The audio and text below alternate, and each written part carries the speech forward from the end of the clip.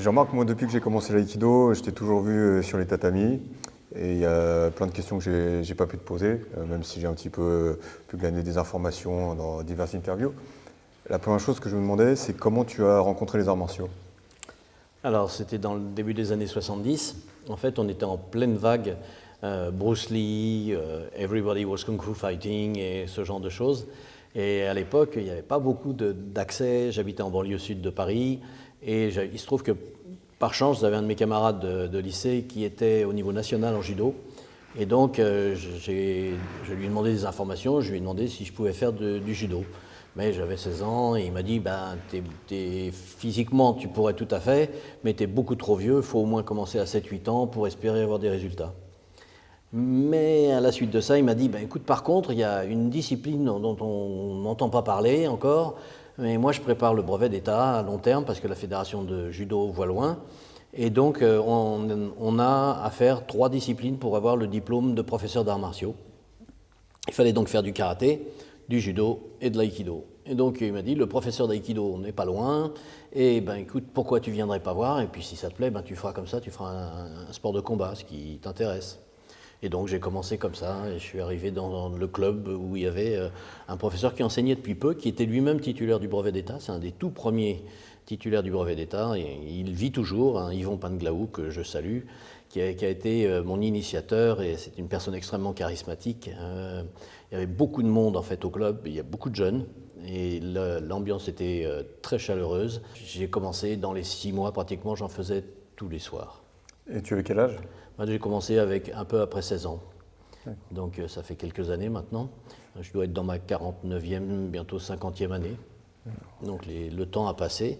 Et ce qui était intéressant, c'est que ce professeur avait été dans le droit fil de ce qui se faisait à l'époque, à savoir à Paris, on était ou élève de Noquet ou élève de Noro.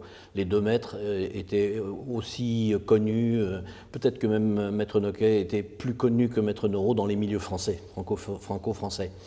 L'intéressant, c'est que c'était une personne qui avait beaucoup de relations, André Noquet avait beaucoup de relations, et donc il avait pu tisser un réseau intelligent. Et c'est comme ça qu'il s'était bien implanté après son retour du Japon, où il avait séjourné, où il avait été le premier uchideshi de Yushiba Morihei, le fondateur de l'aïkido que nous pratiquons maintenant. Donc tu évoques le fait qu'il y avait beaucoup de jeunes. Comment se passaient les entraînements? Alors en fait, il y avait une influence forte du type d'entraînement qu'on trouvait en judo. En fait, le dynamisme de l'aïkido à l'époque était lié au fait je pense qu'il y avait un énorme effet de nouveauté par rapport au judo, et qu'il y avait beaucoup de gens qui, comme moi, auraient commencé vers 14-15 ans, parce qu'il y avait cette vague de kung-fu, de sport de combat. À l'époque, la différence entre discipline, sport, activité physique n'était pas très très nette. Et je pense qu'en fait, la plupart du temps, mes camarades d'entraînement étaient là. On avait un côté extrêmement ludique, avec des exercices assez ludiques du type de ceux qu'on trouvait dans le judo pour enfants à l'époque. Donc, et c'était finalement... je ne crois pas avoir terminé un seul cours pendant les 3 premières années, en tout cas, sans avoir la banane, le sourire, parce que et l'ambiance et les types d'exercices étaient ludiques. Bien sûr, on faisait aussi des techniques. Il y a un élément qui est intéressant à préciser, c'est qu'à l'époque, André Noquet, il avait fait du judo aussi à un bon niveau par le passé, au-delà du fait qu'il avait été aussi culturiste, qu'il était kinésithérapeute de formation, qui était passé par l'armée, donc il avait un esprit très organisé. Et il avait basculé avec une formule où on faisait des formes de kata pour les passages de grade, Kyu ou Dan. Et donc on avait un partenaire de prédilection avec lequel on répétait, on prenait du temps sur l'entraînement, et on répétait les Ikkyo, Nikyo, les passages de grade, le côté Gashi, Shihonage, selon le niveau, on avait l'éventail qui s'ouvrait. Et ça, c'était un élément qui m'a, moi, extrêmement été utile, parce que j'avais besoin de ce genre de référence. Et il se trouve que dès le début, quand j'ai commencé, je me suis lié d'amitié avec un jeune qui était là depuis 1 an et qui avait l'esprit assez carré, qui surtout voulait enseigner. C'était étonnant, parce qu'on avait, je sais pas, il était plus jeune que moi, il devait avoir 15 ans, mais il avait cette volonté de passer tout ce qu'il savait. Donc j'en ai bénéficié, puis après, dans l'année qui a suivi, j'ai commencé vraiment à décoller assez vite, puisque j'en faisais beaucoup et puis que ça me passionnait. Et donc j'ai été à ce moment-là pris en charge par un plus âgé Et donc on a commencé comme si j'allais passer déjà, mon grade, c'était déjà dans ma ligne de mire. La notion de passage de grade, elle était différente de ce qu'elle a pu devenir après. Il n'y avait pas de côté même de compétition par rapport à soi-même. C'était dans le droit fil de ce qu'on apprenait. On passait son grade parce que ça permettait de vérifier qu'on savait les choses qu'on avait apprises. Quel est le premier expert que tu as rencontré? Alors, au-delà de Maître Noke, qui a dû être la première personne que j'ai dû voir en stage, ça a été Maître Tamura et Maître Chiba. Ils étaient tous les deux venus pour un stage à l'INSEP et ils étaient là tous les deux. Alors c'est une anecdote historique, il y avait à peu près 30-35 personnes, c'était un grand stage pour l'époque. Quelle année? Alors ça doit être en 73 ou quelque chose comme ça. Donc Maître Tamura avait la quarantaine. Oui, alors c'était extrêmement dynamique. Maître Tamura, c'était une boule de muscle, toujours le sourire, tout le temps. Jamais blessé quelqu'un. Maître Chiba était franchement effrayant, mais en dehors du tapis, lui aussi, il avait toujours le sourire, beaucoup d'énergie. Le deuxième prof que j'ai eu après Yvon, quand j'ai déménagé pour faire mes études supérieures à Paris, ça a été Michel Drapeau, qui était un des très bons élèves de Maître Noro. Les Japonais, entre eux, l'appelaient la boule de caoutchouc, tellement il était un excellent uke. Il a été uke d'abord, il a été formé par Maître Noro. Donc très souvent, il était hébergé comme uchideshi par Noro Sensei. Et en fait, il m'a dit, mais à l'époque, la vie était difficile et compliquée pour les maîtres japonais, parce qu'ils n'avaient pratiquement pas la possibilité d'avoir un autre emploi. Donc il dit, j'ai jamais cuisiné autant de nouilles et de pâtes de toute ma vie, parce que c'est lui qui faisait la cuisine en tant qu'uchideshi. Et il dit, mais tous les matins, midi et soir, on mangeait des pâtes, quoi. Donc c'est toute une époque. Mais il avait un travail très intéressant au niveau des ukemi, parce que il avait une capacité à capter la corporalité des sensei quand il démontrait les chutes. Et donc, au point qu'à un moment donné, il y a Chiba Sensei qui est venu à Paris, qui est venu rendre visite à Maître Noro dans son dojo, et qui lui a proposé de venir s'entraîner chez lui à Londres. Michel a été intéressé parce qu'il disait que Chiba Sensei était un génie pédagogique pour trouver les biais. Alors, rétrospectivement, moi je me souviens de Chiba Sensei, lors de ce premier stage, entre autres, comme quelqu'un qui était effrayant véritablement et qui rentrait beaucoup dans le corps, intelligemment. C'était jamais fait à contrario de la force de uke. Mais c'était beaucoup moins organisé, beaucoup moins clair que le travail de Tamura Sensei à l'époque. Juste au titre de l'anecdote, lors de ce stage, le matin, moi j'étais à l'époque sans hakama, j'étais en keikogi blanc et j'étais discrètement derrière, il y avait une première rangée avec les anciens, dont majoritairement des élèves de Maître Noke et surtout des élèves de Maître Noro qui étaient là, qui en avaient entendu parler par Maître Noro. Et donc le cours de Tamura Sensei se passe sans anicroche, démonstration. Tamura vient, il travaille avec tout le monde, c'est vraiment charismatique, très très agréable, très disponible. Et puis c'est le cours de Chiba Sensei qui démarre. Et là, il prend tous les hakama les uns après les autres. Et en fait, ce que les Français ignoraient, parce qu'à l'époque, l'habitude en France, c'était de porter le hakama dès qu'on en avait les moyens. Donc, parfois, c'était plutôt le 3e kyu, 2e kyu. Alors que pour Chiba Sensei, comme à l'Aikikai, c'était devenu l'habitude après la guerre, il portait le hakama non seulement quand ils avaient les moyens, mais surtout quand ils savaient correctement prendre des ukemi et survivre. Et donc, pour lui, quelqu'un qui portait le hakama était Yudansha, était Shodan au minimum. Et donc, en fait, il se trouvait que parmi les ukés qu'il avait à disposition en hakama, il y avait des gens qui avaient 1 an et demi, 2 ans, selon les clubs. Parfois, il y a des clubs où on portait le hakama au bout de 6 mois, quand on en avait les moyens.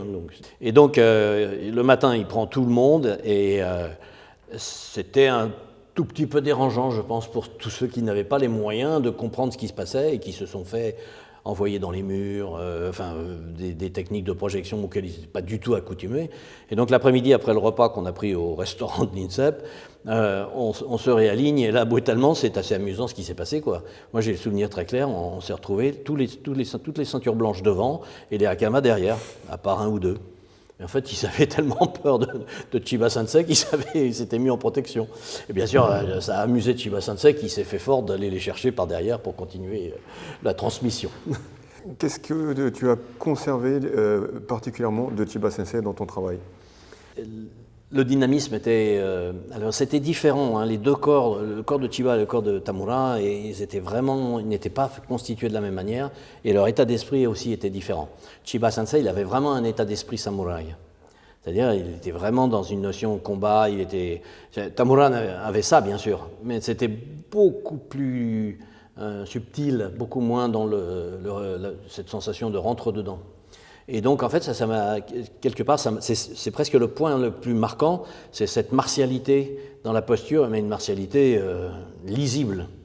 Et en fait, par contraste, ce que j'ai apprécié chez Maître Tamura, c'est la même sensation quand il venait nous faire une technique, mais avec discrétion. En fait, les deux ensemble, c'était vraiment intéressant de les voir fonctionner. Ils étaient très amis. Hein. Bon, après, il y a eu des difficultés politiques, je sais, entre les deux, mais à ce moment-là, ils étaient vraiment très, très proches. Et d'ailleurs, si Chiba Sensei avait pu venir co-diriger ce séminaire avec Tamura, c'est à l'invitation de Tamura qui était déjà un peu, ça faisait une dizaine d'années qu'il était à Paris, enfin en France plutôt, et qu'il gérait des stages au fur et à mesure. Il avait rejoint pas mal de stages avec Maître Noro et Nakazano, et donc de les voir ensemble entre amis, c'était assez fabuleux. On avait vraiment la sensation d'une relation de confiance mutuelle. Même si Chiba Sensei est arrivé plus tard que Tamura. Tamura était le patron des Uchideshi. Et d'ailleurs, le moment où Chiba Sensei a accepté Tamura Sensei, c'est quand Chiba a essayé de faire du judo sur Tamura Sensei et il s'est fait remettre à sa place par Tamura, au point qu'après c'était respect. Et j'ai toujours vu Chiba être extrêmement respectueux, même quand il y a eu des problèmes de conflit, extrêmement respectueux du travail de Tamura et de sa personne. Tu as aussi rencontré Kanetsuka Sensei, qui est un petit peu moins connu, mais qui a succédé à Chiba Sensei en Angleterre. Est-ce que tu peux nous parler un peu de son travail et peut-être de ce que tu as pu garder ou ce qui t'a impressionné? Alors, Kanetsuka Sensei, oui, je l'ai vu beaucoup, parce qu'il venait à la cité universitaire. Il était invité par un des représentants à Paris, qui était le représentant qui enseignait à la cité universitaire, et Jean-Pierre Azafi Andriamingo, qui était extrêmement friand du travail de Kanetsuka Sensei. Alors Kanetsuka, c'était une morphologie, un travail corporel absolument incroyable. Il avait donc pris la place de Chiba Sensei. De mémoire, il avait commencé chez Shoda Sensei au Japon. Et après, il avait quitté le Japon, il était passé par l'Aikikai, il avait quitté le Japon parce qu'il avait été séduit par la forme de travail de Chiba Sensei. Et donc, il avait décidé de le rejoindre à Londres. Et donc, il avait été l'élève de Chiba. Et Kanetsuka Sensei, il faut savoir quand même qu'il était métis coréen-japonais. Et donc, quelque part, lui-même se sentait dans la position de l'émigré par rapport au Japon. Et Chiba Sensei était très japonais et ne lui a rien laissé passer, mais intelligemment, Kanetsuka Sensei a utilisé tous les outils fournis par Chiba Sensei pour se développer, pour se forger. Et donc, il avait des qualités physiques qu'il avait développées, entre autres des choses qui m'ont toujours semblé fabuleuses, même quand j'étais jeune. Grand écart facial, il touchait le ventre, il touchait la tête par terre. Kanetsuka était quelqu'un qui était une éponge, d'après moi. Non seulement il avait complètement absorbé toutes les fondations de ce que faisait Chiba Sensei, mais en plus, c'était au milieu des années 70, c'est le moment où sont sortis les livres de Saito Morihiro Sensei, et les films commençaient à être accessibles aussi. Et en fait, il avait complètement absorbé tout ça. Et comme Chiba Sensei avait beaucoup travaillé, entre autres le Bokto, avec Kanetsuka Sensei, on a travaillé des dizaines d'heures sur en fait, toutes les formes proposées dans le livre de Saito Sensei. Il était parfois déroutant. Il avait des élèves qui le suivaient avec une abnégation pas possible. Je me souviens d'être allé à des stages au Mans, des stages d'une semaine. Il y avait des gens qui descendaient de Finlande, de Suède, qui passaient la semaine. Et plus les élèves étaient proches de lui, mais plus on avait l'impression qu'il n'arrêtait pas de les remettre en question, de les tester. Je l'ai vu plusieurs fois au Boken, des choses que j'avais vues avec Chiba Sensei. En 1975, Chiba Sensei a participé à la salle Pleyel à une démonstration avec Kishomaru Sensei qui était en visite pour la première fois à Paris. Et Chiba Sensei a allumé la tête de son partenaire d'un coup de boken. Et en fait, c'était juste parce que l'intensité dramatique que Chiba Sensei mettait dans son travail à main nue aux armes, était énorme. Donc il suffisait que son uke ne soit pas exactement là où il aurait dû être dans la tête de Chiba Sensei pour qu'il y ait quelque chose qui se passe qui soit dérangeant. Et c'était un peu le même schéma avec Kanetsuka Sensei, qui par ailleurs était extrêmement gentil, très chaleureux, très, très agréable, mais sur le tapis, ça déménageait beaucoup. Juste au titre de l'anecdote, avec Kanetsuka, j'étais anglophone, j'ai bien sûr sympathisé, il y avait très régulièrement 2-3 Anglais qui venaient avec lui quand il arrivait. Il avait ses ukés, et il y en a un qui racontait une fois qu'ils avaient pris un peu de retard parce que quand ils étaient arrivés dans un des ports du sud de l'Angleterre, ils sont arrivés sur le port, ils l'avaient emmené en voiture, ils ont mis la voiture au parking, et puis Kanetsuka Sensei est parti un peu en avant vers le bateau. Il y a 2 Anglais très costauds qui étaient sur son chemin et qui ont voulu s'amuser un petit peu et qui apparemment ils étaient un peu alcoolisés, et Kanetsuka Sensei, pour ne pas se faire déranger, est passé et a fait 2 naname, pam pam, et les 2 mecs se sont trouvés projetés à plusieurs mètres. Et il a continué parce qu'il avait un coup de téléphone à passer dans sa famille. Et les 2 Anglais arrivaient derrière, et les 2 gros costauds alcoolisés étaient en train de suivre Kanetsuka pour essayer de le choper. Et c'est les 2, il y avait David et Tom, qui couraient derrière et qui leur ont dit « Non, faites pas ça, c'est un maître de kung-fu ». Et là, ça a calmé le jeu, parce qu'ils étaient sûrs que personne ne connaîtrait l'aïkido.